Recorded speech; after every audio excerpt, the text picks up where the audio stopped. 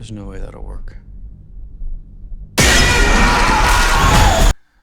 Hello everyone, and yes, today we are going to be reviewing Five Nights at Freddy's 2, the movie.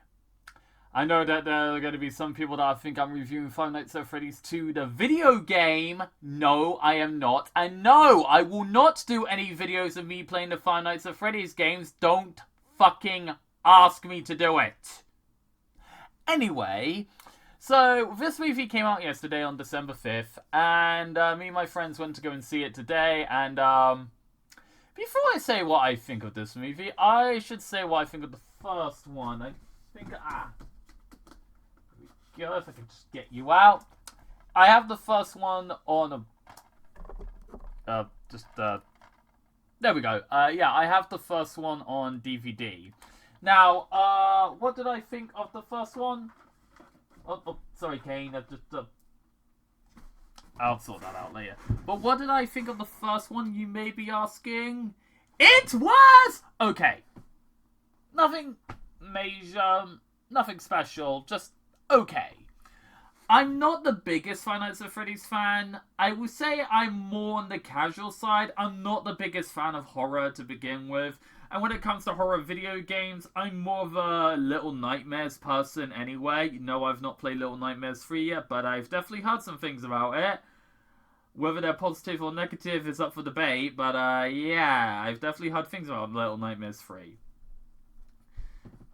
But yeah, and like I said, first one, it was okay.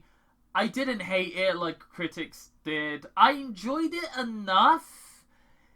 It could have been better, but at the same time, it could have been much worse. As I will admit, it felt more like a kids movie than it did a horror movie, despite the fact that the movie's rated 15. No, it doesn't earn its 15 rating at all. I know it's PG-13 in America, which is their version of 12A here. But yeah, Five Nights at Freddy's, the movie. It was an okay film. Nothing awful, but nothing fantastic either. So what do I think of the second one? This movie is awful, but in a fantastic way. I enjoyed the hell out of this movie for the wrong fucking reasons. Now, before you ask, yes, this movie has gotten bad reviews like the first one. Now, let me make one thing perfectly clear. It is okay to hate this movie. It is okay to love this movie. Alright? For the people that are going to hate on the critics for not liking this movie, I want you to do me a favor. Don't attack them and harass them by saying, "Oh, it's not for you. It's only for the fans." Okay, let me make something clear to you idiots. Yes, it is for the fans more than it is for critics. That's most movie adaptations in a fucking nutshell. The Sonic movies, despite getting decent reviews from critics, are made for Sonic fans. They are made for Sonic fans. Yes, critics enjoyed them, but that was by pure luck. They are still mostly aimed at Sonic fans. Detective Pikachu, again, got decent reviews from critics. That movie is still only made for Pokemon fans. And the thing is, yes, Five Nights at Freddy's 2 did get bad reviews. And yes, critics probably would have liked it more if they were fans of the games. But the thing is, even if it is only made for the fans, critics still have to review it whether you like it or not, okay? That's just how it works. That's just how it works, okay? Hey, there was no some conspiracy theory bullshit here. There is, no, it's not critics attacking fans or anything. They're just doing their fucking job. Yes, it may be made for fans more than be made for critics, but they're still just doing their fucking job, which is review the movie. And yes, I know that's which coming from me, because I bitched and moaned when the reviews for Sonic Movie 2 came in, and basically criticized some criticism of that movie. But the thing is, though, Oh, A, that was 3 fucking years ago. I'm a wiser man now. And B, the main criticism I was trashing on was the fact that some critics thought it focused too much on Sonic himself, which the movie's called Sonic the Hedgehog 2. Of course it's going to focus more on him, dumbass! But anyway. Hey, I'm just saying that if critics don't like this movie and you love this movie, that's fine. And if you can't handle the fact that critics hate this movie, do yourself a favor. Ignore them. Really, just ignore those critics. Really isn't that hard. This movie makes you happy. You enjoy this movie because it makes you happy. There you go. It's not that hard. But anyway, like I said, this movie is terrible. It is so bad. And like I said, I loved it. I enjoyed it. I'm gonna start off with the biggest praise I'm gonna give this movie. And let's be real, it's the praise that almost everyone gives for both Five Nights at Freddy's movies. The special effects, the animatronics look amazing, and of course, Jim Henson's Creature Shop did come back to do this movie as well. And yes, they look just as amazing as they did in the first movie. Okay? And we also got more animatronics with us this time. I mean, like, okay, we're still technically only stuck with Freddy, Bonnie, Chica, and Foxy. So we don't have that many. I mean, Circus Baby does make a cameo, but that's it, you know. And Balloon Boy is in this movie, but he doesn't get much to do. And yes, I know he was technically in the first one, but that was just more of a little figurine that just popped out of nowhere a few times, and that was it. He's actually in this movie, only to get his head ripped off. That's literally it. Like, he's only in this movie so the main character, Mike, can just rip his head off and just throw it on the ground. But we also have the toy animatronics. We have Toy Freddy, voiced by... I honestly forgot his name, but, like, voiced by Overhaul, all from My Hero Academia, who also voiced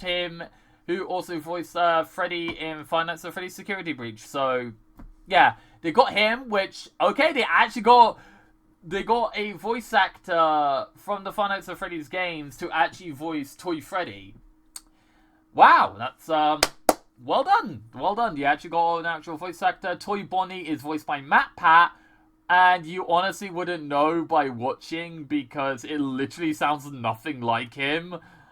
And you got Toy Chica voiced by Megan Fox. And yes, her voice acting isn't really that great. It's better than it was in Mortal Kombat 1. Still not that good. But yeah, so... yeah, the animatronics do look great. We also have the withered animatronics, which are from the second game. And yeah, like they look like they've been pulled straight from the games. So, yeah, that's the biggest praise I can give this movie. Acting can range from good to okay to no one giving a shit. Like, Matthew Lillard is in this movie. He's not in it that much. In fact, I think he's in it less than he was in the first movie, and he wasn't even in the first movie that much, and he's clearly having the time of his fucking life. Like, literally, without giving away too much, there's literally a dream sequence where he is like, you are my favorite, you belong with me! It's like, what the hell are you doing, man? I know you're playing a deranged serial killer, but what the fuck are you doing? It was so funny. I bursted out laughing in the cinema. I was laughing so hard. My friends looked at me and was wondering if I was like... and they knew why I was laughing, because holy shit, I know it was meant to sound scary, but it just came across as funny. It was just so fucking stupid. I loved it. But yeah, and he's the only one that's probably having fun. The actress playing Vanessa, she does have a few, she can have some good moments, but there are times where she sounds like she's bored out of her fucking mind. And, ironically enough, the best actor in the whole movie is the actor that plays the little girl, Abby. She's here's the thing, she's only a child, and yet she does put on a good performance. Especially when she gets possessed later on in the movie. I won't say how the hell that happens, but yeah, she does get possessed later on in the movie, and she's genuinely kind of scary, I'm not gonna lie. I was like, this is actually genuinely terrifying, like, holy shit. Which leads me into another flaw this movie has. The jump scares. Unlike the first movie, there are more jump scares in this one, and they're the most pathetic jump scares I have ever fucking seen. Like, I'm not joking, like, literally, it could be as something as, like, a character, like, just pops out of the water, you turn around, and then all of a sudden, ooh, scary figurine! And it's like, really? That's the best you fucking got? That's the best you got when it comes to the jump scares in this movie? Oh my god, like, yeah. I will admit, there was one scene that did creep me out. None of the jump scares got me, which is fucking ironic, because I'm not the best when it comes to jump scares, and even I wasn't flinching, which should tell you how bad the jump scares are in this movie. But I will admit, there was one moment that wasn't a jump scare, but still creeped me out. There's a part where Vanessa goes to the Freddy place, the one where the toy animatronics are held. And you see the marionette puppet possess, like, another woman that she did earlier on in the film. And you see her, like, looking from the ceiling. And it's like, that's a genuinely creepy moment. Like, she is just, like, you see her hat. Like, she is, like, far in the background, but you see her hands just, like, looking down at her. And then she, like, moves back away before Vanessa can see her. And I'm like, that's good. More of that. More of that, please. This is a horror franchise, right? I know, this is a horror franchise that appeals more towards kids than adults, so I get that you can't have it be completely scary, but isn't the reason why, like, you know, kids love this franchise in the first place is the fact that it's fucking scary? Like, I'm not gonna lie, like I said, that moment was good. That was a really good moment, and I wish the movie had more of that. And then, like, you actually hear her talking to Vanessa, going like, I don't hate you. I only just want to kill the people that wronged me. And it's like, okay, that's good. That's a good moment. Keep it up. And they ruin it with a shitty jump scare.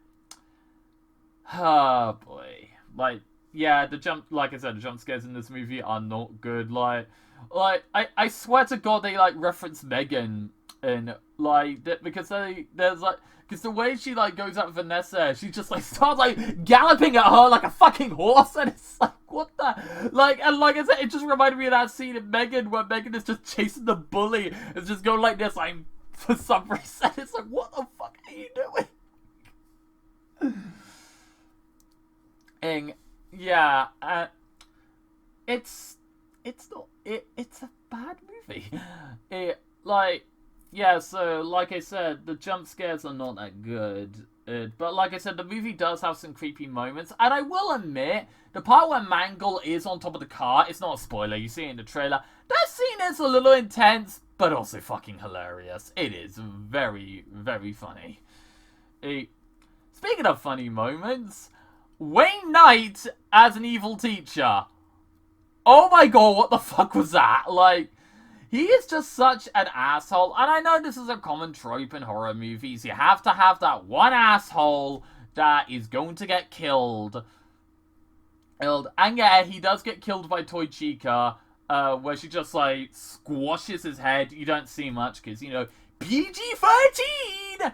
Even though, like I said, rated 15 in this country. Okay, by the way, BBFC, if you're watching this, for the love of God, stop giving horror movies these, like, 15 ratings just because they're horror movies.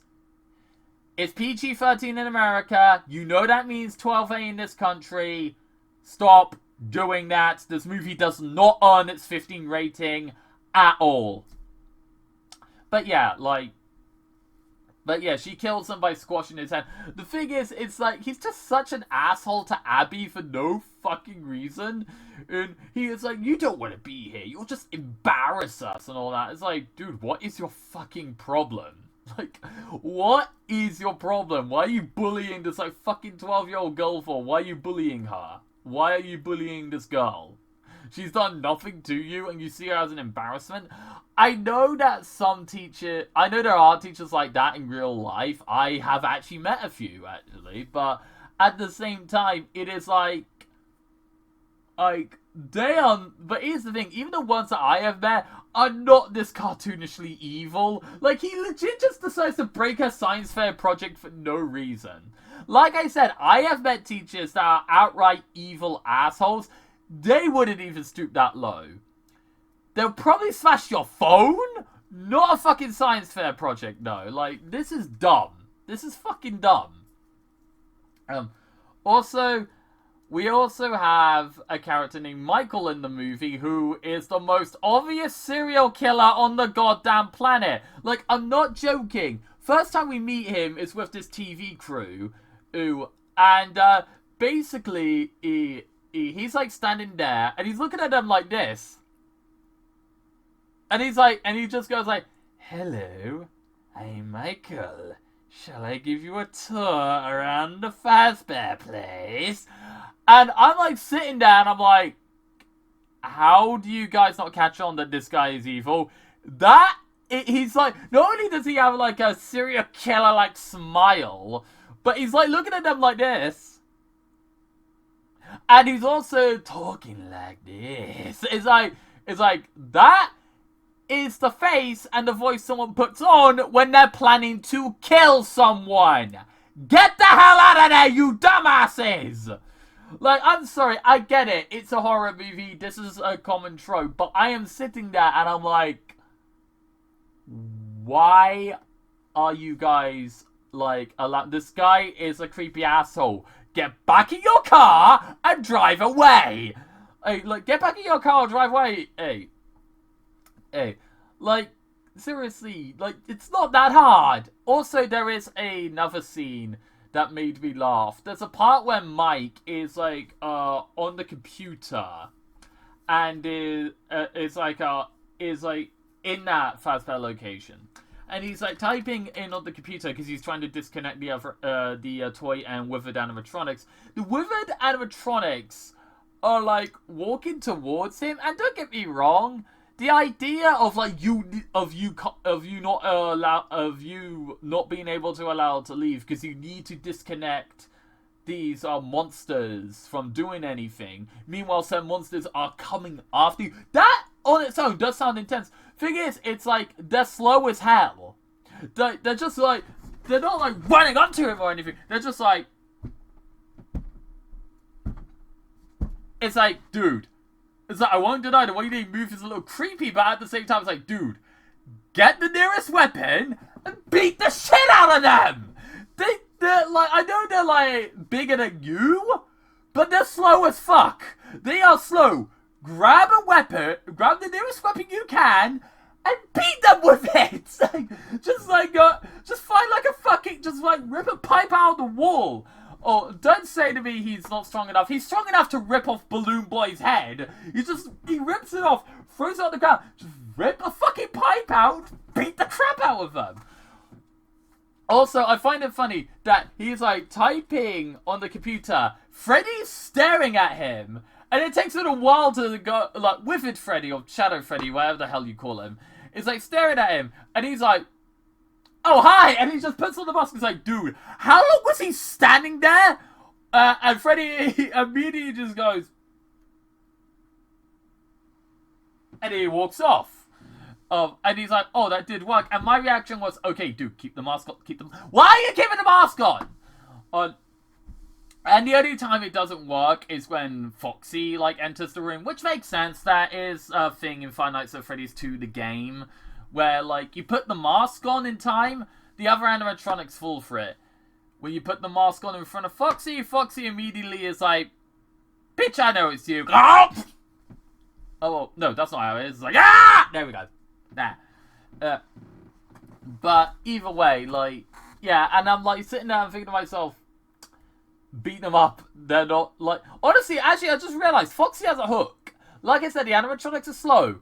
Just rip Foxy's arm off, use the hook as a weapon, and beat them with it. It's not that hard. Also, the scene where like the toy animatronics like start going around the town, and they're like sneaking up on people. My reaction is, how the hell are you sneaking up on them? How? How are you sneaking up on these fuckers? Like, how are you sneaking up on these bastards? Like, I'm just saying, like, they're slow. Not only are they slow, which, like I said, just fucking run. Like, there's a part where, like, Toy Bonnie, like, grabs like a little kitchen knife and is about to stab someone with it. But he's, like, moving so slow. And I'm like, bitch, run! And it's like, run! Fucking run! He just run! They're moving so slow. Oh. And, yeah. It's just, why? Just why? Also, the beginning of the movie, it begins with, Charlotte, the marionette puppet, getting killed by William Afton. And for some reason they somehow pass that off as a accident. Okay, question. You see this child die in front of you. She's got 3 stab wounds in her back, and you pass it off as an accident. How? I know the media can be dumb, but not this fucking dumb. She has 3 stab wounds in her back. And you just decide that it was an accident? Bitch, there would be a full-on investigation! Like, that would not be passed off as an accident. There would be a full-on investigation. And I know a lot of people are going to be like, oh, William Afton probably bribed them. If William Afton bribed them to shut the fuck up about it, I got a question. Why did he have to change his identity in the first movie as Steve Raglan then? Answer me that. Yeah, I don't... Yeah. So, apparently they passed it off as an accident. It wasn't until 5 more kids were murdered that apparently they realized, oh, it wasn't an accident. So, the 3 stab wounds in the back, you don't pass that off, you pass that off as an accident. But when, like, 5 more kids die, then you realize, oh shit, it was done on purpose. Oh yeah, Skeet Ulrich is in the movie, and if you're a Scream fan, like I am, you're thinking to yourself, oh, nice, we get to see Matthew Lillard and Skeet Ulrich in the same movie again since Scream 1. Skeet Ulrich doesn't share any screen time with Matthew Lillard at all. He doesn't, which is a shame. It is a damn shame. It is a shame. Also, the chemistry between Mike and Vanessa is not well done. It's not well done. And for some reason, they are trying to hint at a romance between the two. And my immediate reaction was, since when the fuck was that established? It's that apparently they were like, Mike has a thing for her.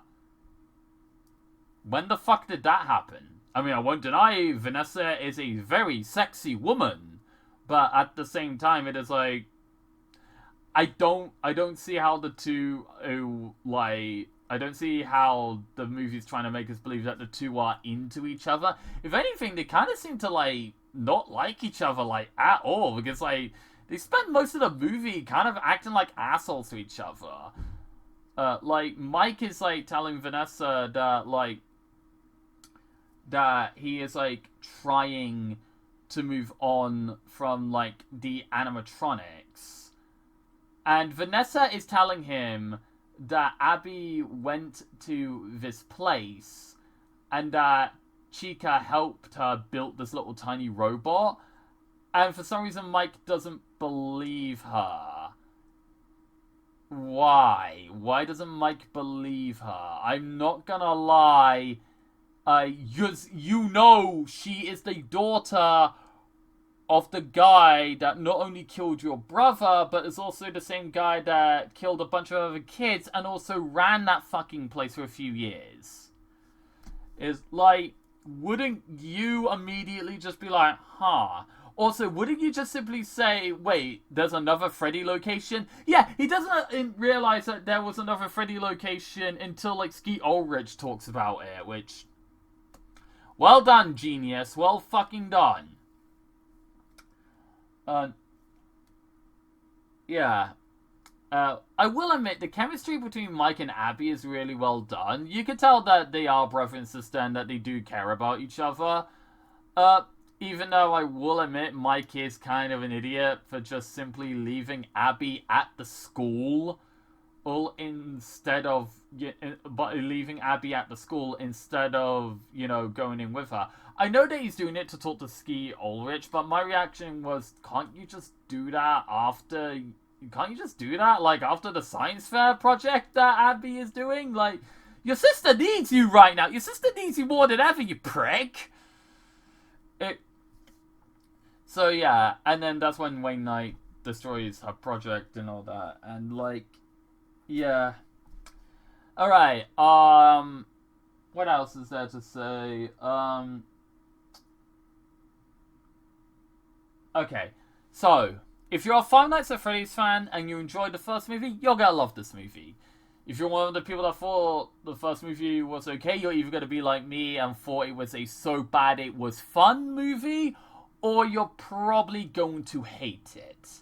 And if you really didn't like the first movie, you're going to hate this one even more. That's all I will say. I'm not going to give a rating on this movie. I don't think I usually give ratings when I review a movie. But yeah, like, I'm just saying you're most likely not going to enjoy this movie if you didn't like the first one. So, yeah. Please like, subscribe, and remember, you can release a horror movie at Christmas. Seriously, December was a weird month to release this movie in.